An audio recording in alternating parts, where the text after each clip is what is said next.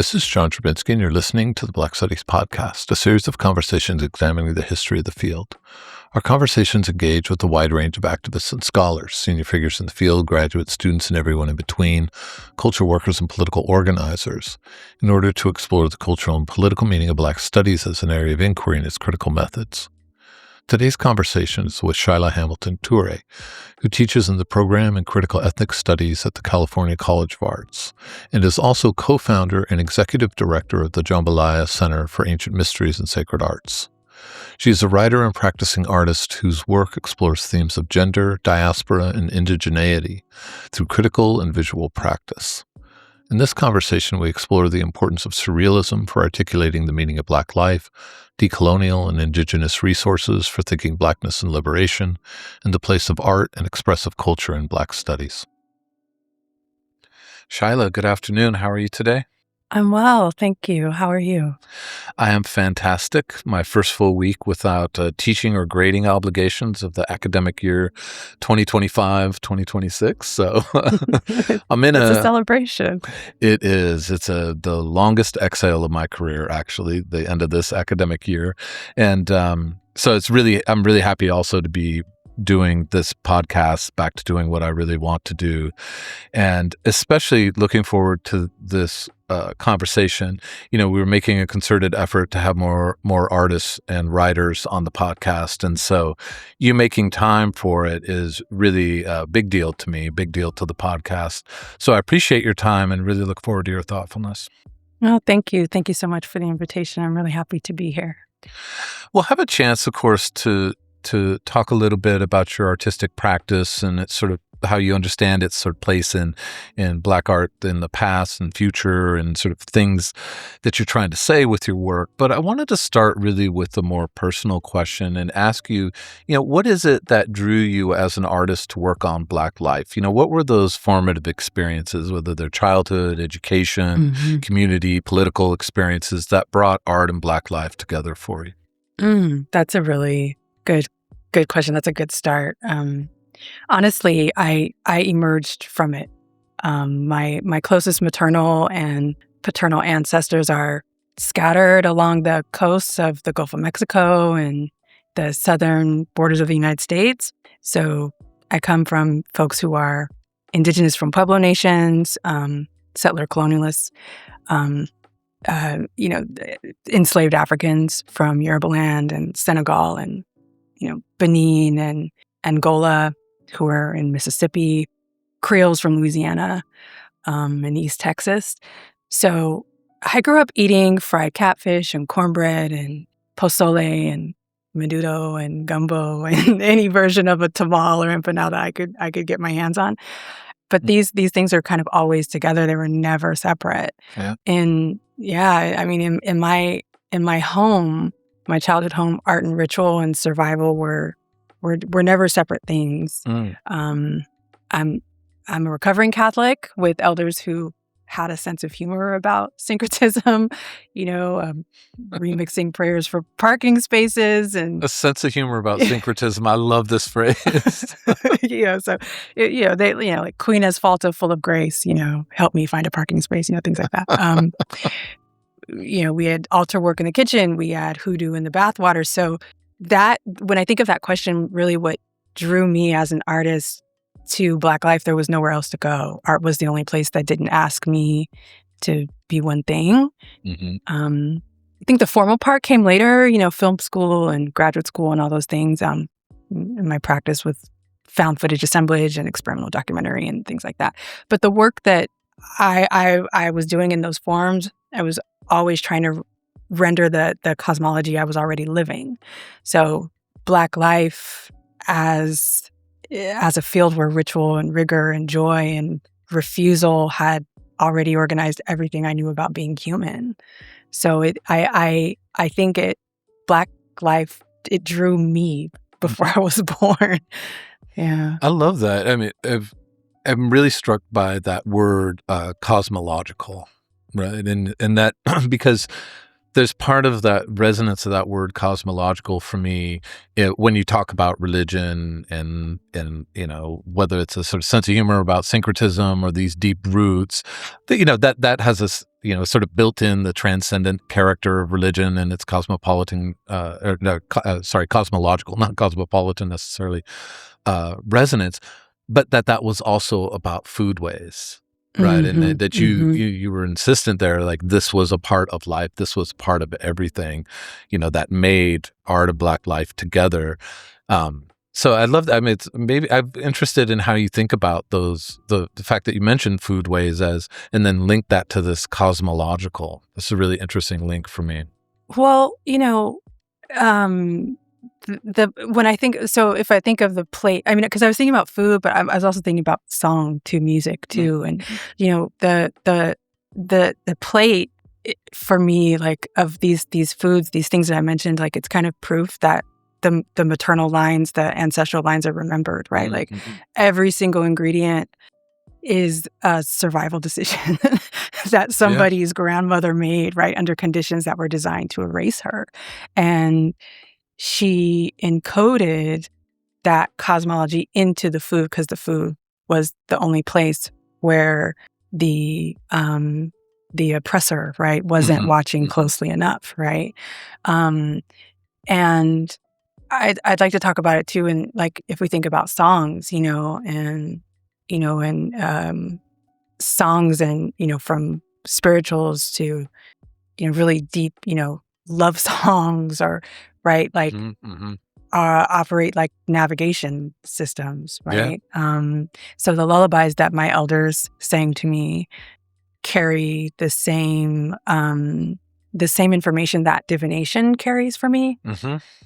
When you sing a child to sleep or hum or, something like that, like you're transmitting this information every time. So I mean that word really precisely because Black life developed and maintained a complete system of meaning, right? It's kinship and spirit and time and knowledge and our dead. And we have always transmitted it through channels that were available to us.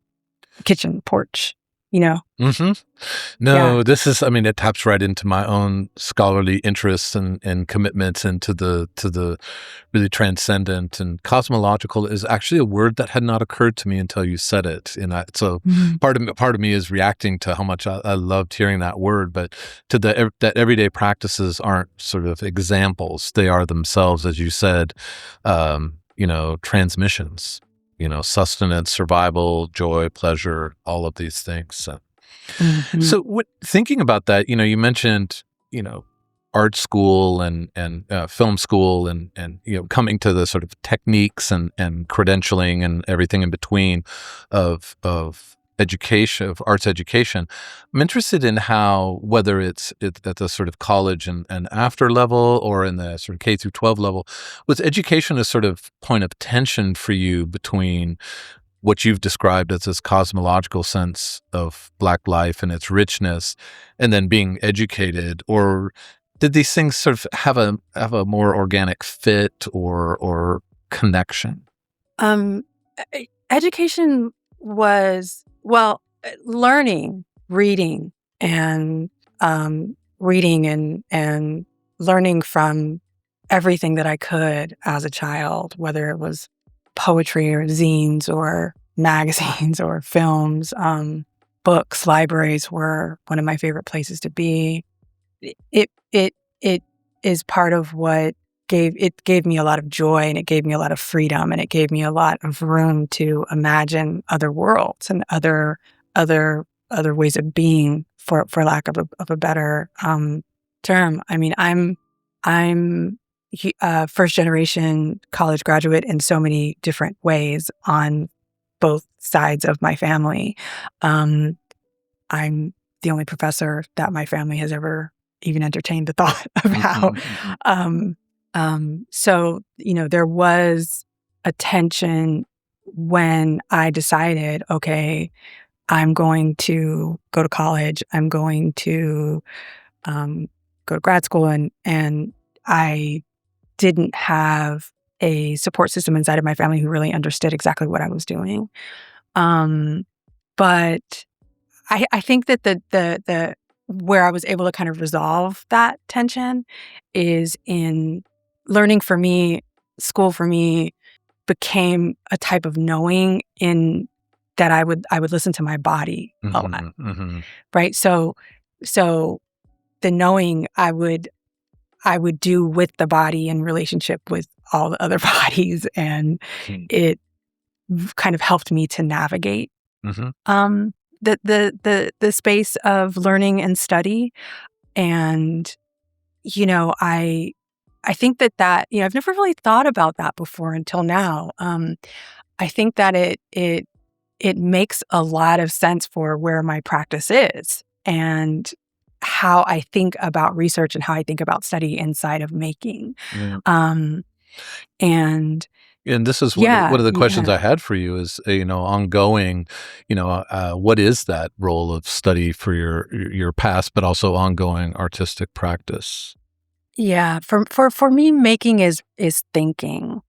Um, I have a lineage in Yoruba Ifa, and I have this academic training.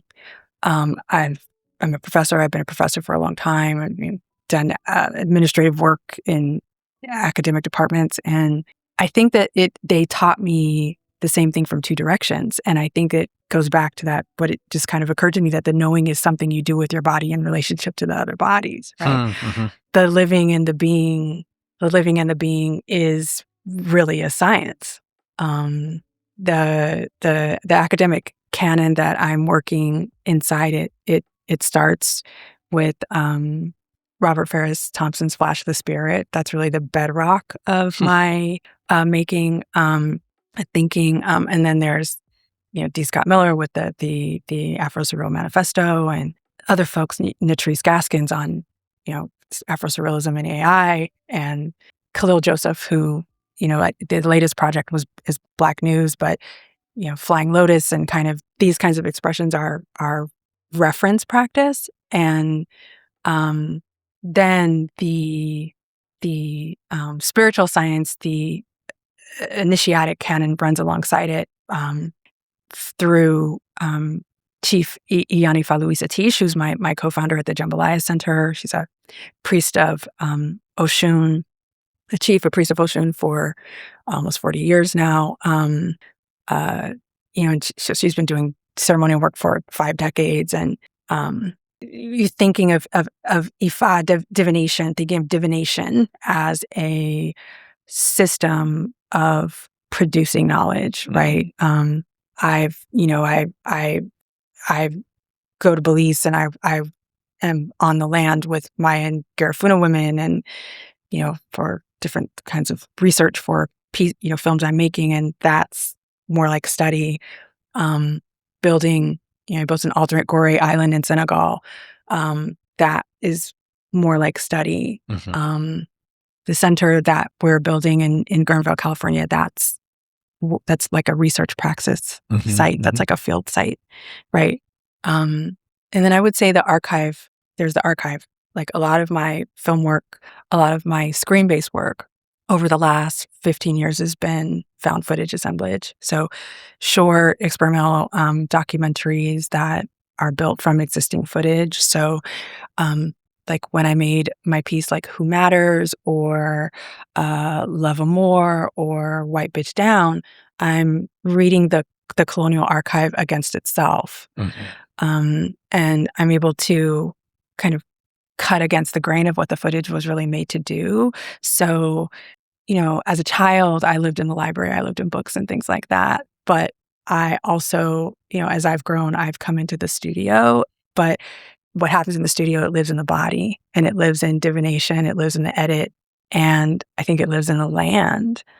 So, the study and the practice are almost the same activity. Mm-hmm.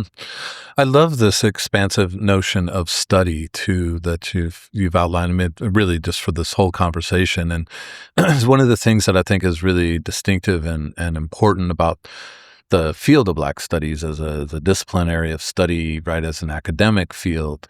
But I think artists and writers often, I think by nature of the creative work, so if, you give this like this different kind of articulation of the expansiveness of study. I think so much of what traditional scholars think of as the subjects for study, right? Whether it's popular culture, music, different ways of thinking about history and memory. But I love the way you laid that out in terms of the relationship between making and thinking. It's really wonderfully put. And I'm interested then, just thinking about your own work. What do you want? How do you think of what your art wants to say about Black life? Like, what is your current work as an artist hope to say or want to say about Black life? Oh, yeah. Oh, wow. Well, I I understand that's like the broadest question I could possibly ask you, but why not? it's a large question. But if I look at what I'm working on currently, it's because I think that it's kind of shifted at various stages of my practice. Black life is building, right? It's building for me right now. It's building in land. It's building in law, in software, in ceremony. I have 3 projects that are kind of saying that together right now, and they're all making the same argument across different mediums. This is like I'm trying to get it out. So the first kind of main project is I don't want to be hierarchical about them, but one of the projects is called Genius Quest. It's a 3D educational video game. I've built commissioned by the Hidden Genius Project, which is an Oakland-based organization that trains young Black boys in tech and leadership and entrepreneurship. So this game teaches JavaScript through an Ubuntu philosophy, right? So I am because we are.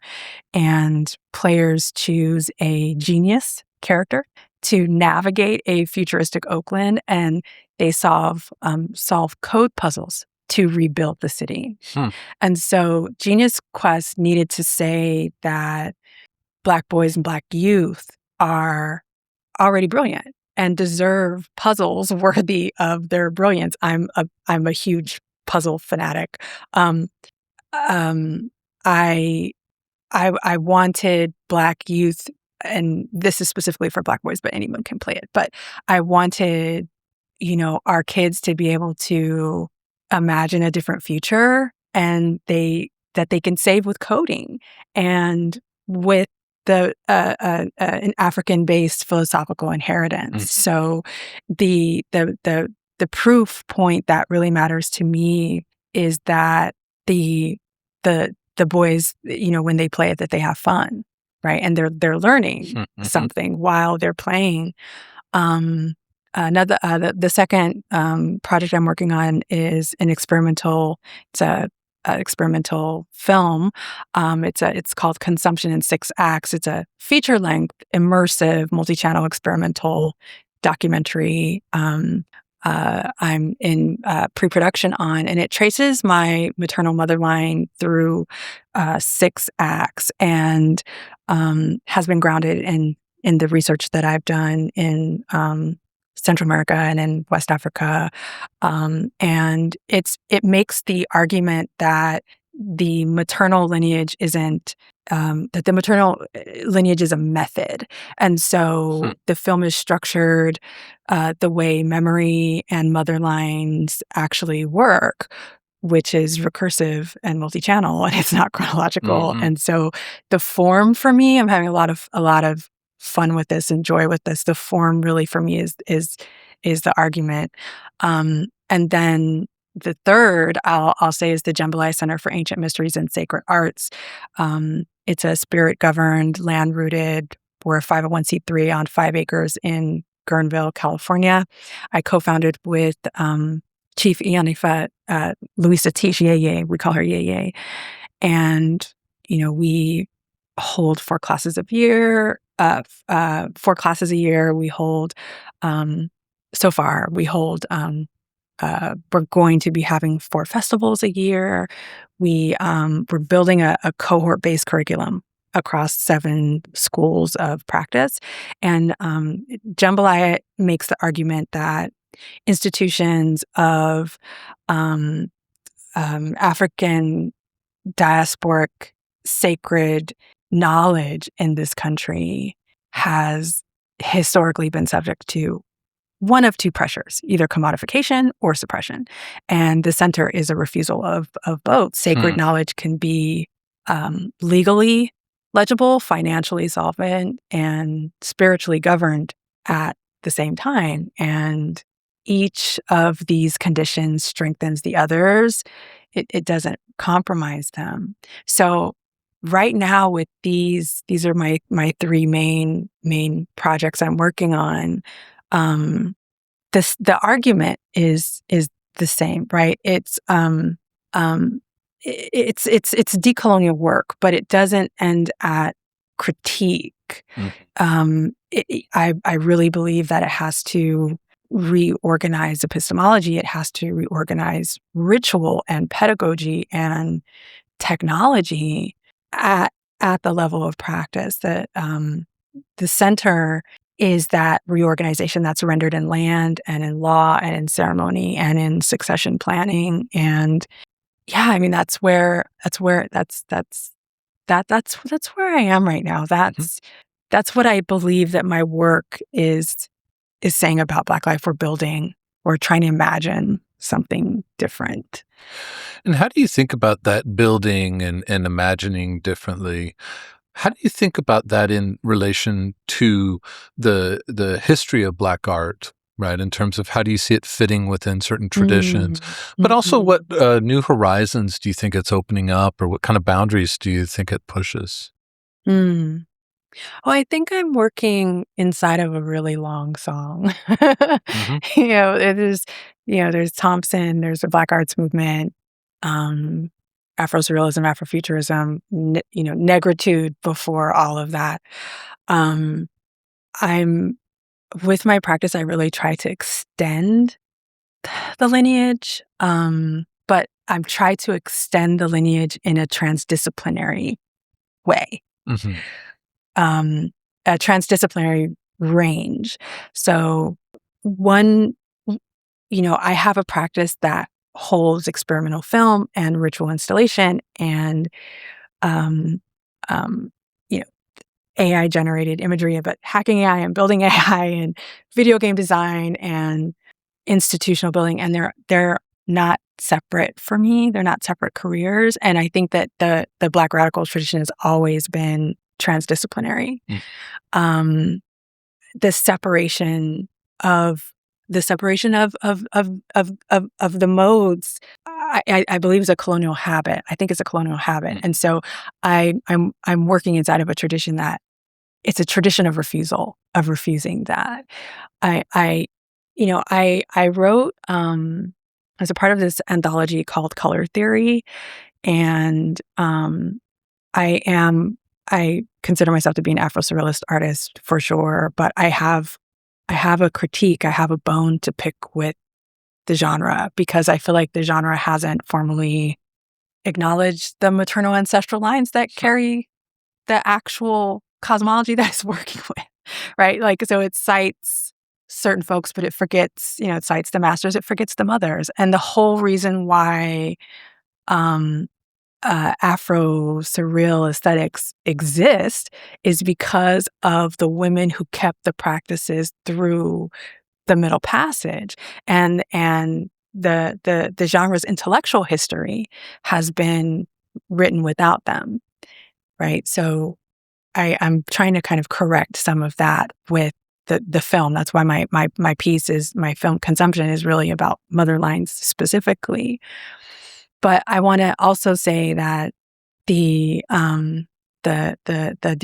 diaspora dimension really matters because, like, that's also, it's critical because I do site-specific ritual work. So I will build altars at a particular place out of the materials that are there that can be absorbed back in the earth. And that's happened in various places along the transatlantic line a bit, right? So Senegal, I've done that in Senegal, I've done that in London, I've done that in Belize, Spain, California, So it's where the work happens, that site-specific method is I think should be expanded a bit. I will say that, I'm really thinking of, I really try very hard to point to a future where Black art is also Black institutional architecture, right? So software, divination and binary code are, two sides of the same coin. Sacred land stewardship, and legal structures. And what I mean by that is different ways of kind of legally structuring ourselves for sovereignty, pedagogical systems. I want Black art to build new infrastructure. I love that. That was really, really interesting. I'm glad I asked the question. That's so much in that for people listening to think about, and looking at your work. I'm sure people will take that full comment, but especially this last piece of sort of what does it mean to have like I don't know what it is, like I'm not a musicologist, but you said you're part of one long song, but songs have these moments where it's like either a vocal run or improvisational, or what of a 14-year-old, what does he call a beat switch, where a song stops and shifts. So, but I love this amazing way of talking about your work historically and also thinking about it in the future. And sort of in that vein, then, this next to last question I have for you, what do you think that Black art has done well historically, but also what do you think it has not done particularly well? That's a really great question. I often have these conversations with my colleagues and my peers, and I see a lot of these conversations happening online. And well, let's start at what we've done really beautifully. I don't want the failure part to kind of swallow the gift. Nothing is ever done perfectly. There would be nothing left for us to do. So right, for sure. Black art has done memory work like no other tradition in my opinion, right? Like reading the archive against the archive, right? Like we have Toni Morrison's rememory, we have Saidiya Hartman's critical fabulation, we have, the whole tradition of refusing the official record and constructing counter archives out of what the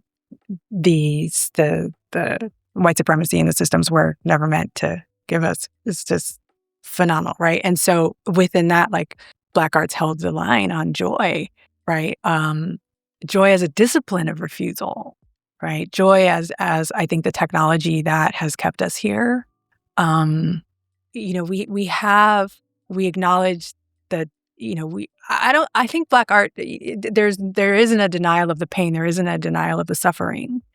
I think that's a survival strategy that has emerged as an aesthetic principle in some ways. And so, and then I would say, just the aesthetic innovation across every single genre, right? Like jazz and hip hop, like, that we can have conversations about the difference between an MC and a rapper, right? The Black arts movement, like, I think I mentioned before, like Afrofuturism and Afro-Surrealism, like this, we've built this culture. There is no American culture without it. And we can name that without performing humility about it, right? I think, my issue here, right? The kind of bones to pick. The market funds the same 10 Black artists, no disrespect. Visibility has been confused with structural change, and the art world has used a small number of highly visible Black artists to avoid changing anything material about who gets resources, who gets institutional support, who gets to build something that outlives them, right? So that's a major issue that I have. Folks say they want something new, but you keep funding the same artists. The theory has outrun the practice.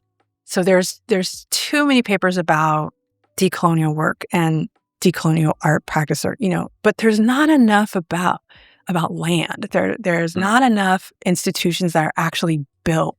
I say this from the position of someone who's doing the thing that the field writes papers about. And I'm a writer too. Like I'm writing about these things, right? But the center is real. The land is real. It's not a metaphor. It's real. And I would, and then I mentioned this before, right? Like and I will say, very respectfully, like, I've had discussions with D. Scott Miller on this exact topic, but the maternal lines haven't been credited inside of Afro-Surrealism or some of the most radical kind of emerging genres, right? And I think I have another one. It's a little closer to home, but art education has refused to change. And now we see that it is closing. It's closing down, right? Like, so I served as chair of critical ethics studies at California College of the Arts for almost like maybe 8 years, and we're the only. It started out as a Black Studies division, and we're the only ethnic studies based program in art and design school in the Northern Hemisphere. That's just wild to me. Like, right. I'm aghast. Over 50 years old. Yeah. Over 50 years old, right? Mm-hmm. Like 53, 54 years old.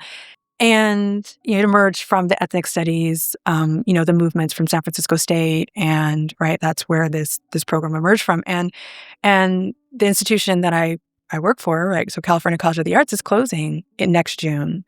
They were bought by Vanderbilt, and so I'm not a critic on the outside throwing rocks. Like, I was inside building, I've been inside building alternatives while the building was still open, right? And the closure is a structural failure.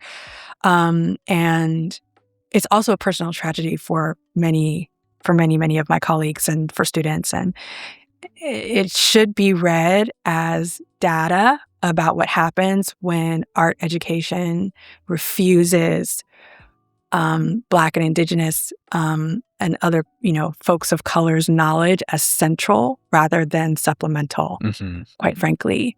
I say this with a lot of pride, and it was our classes that changed the perspectives of so many art students. They changed their thesis, they changed their practices, they changed the way that they related their creativity and imagination to the world.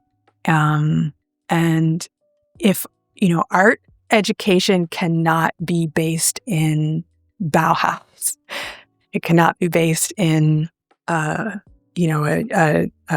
Western or Eastern European way of making it. It can't. It will never survive that way. Mm-hmm. Thank you for that. That's. It has a very dire context, but the depth that when you talk about this, we can't root art education in this. Given everything you've said before, about everything from food and music to cosmology and the outset of this, but also talking about the roots of the particular program you're in this transformative moment of Black studies and critical ethnic studies in the Bay Area. There's a lot at stake in this, so you really put it very clearly there. I appreciate that. And so maybe this is already kind of an answer or beginning of a response to this last question that I have for you. But what is the one question or one issue you would like to see artists and critics who are concerned with Black life thinking about and ask? Yeah. Wow, one question. You can also have more than one. I asked this as a final question in all these, and I don't think anybody ever just says one. One question. Well, I would say, what if we built? What if we built? I'm not so interested in what we've said or what we've represented or what we've critiqued or what stands or all that's important, but I'm interested in what land and what law and what software and what pedagogy survives without us. Mm-hmm. Right? Like, this work, our work as Black artists who are engaging in what some may call decolonial work also have to really think about, when do we move from representation? When do we move from representation to infrastructure? Mm-hmm. There are many people who claim decolonial work are still chasing colonial legitimacy. Radical language has not always translated into transformed relationships to power and ego and harm or our spirit. Mm-hmm. So we already have proven that we can talk about ourselves and, make work very beautifully, aesthetically beautifully, about ourselves. And we can do that very easily. I think the question is, what if we actually constructed? What are we willing to build? And whether there's anything that we've made that will still be standing in 7 generations, especially with what we are all holding as our reality in this country right now. That's and I want to be very clear, that is a standard that I'm holding my own work to. Mm-hmm. And I believe that's the standard that the field needs. What a wonderful place to wrap up. That is just that level of imperative and standard, and just a question to ask ourselves, because not only have you articulated, all of this about this, what is the standard we hold ourselves to in terms of generational, what lasts generationally, not just in terms of sort of big vision and idea, but also, as you say, about land, right? About some sense of permanency, some place that's returned to and renewed and regenerated, but also connected to the past. I was really looking forward to this, Shylah, and this has been such an incredibly interesting and really important conversation. I'm so happy that you made time for the podcast.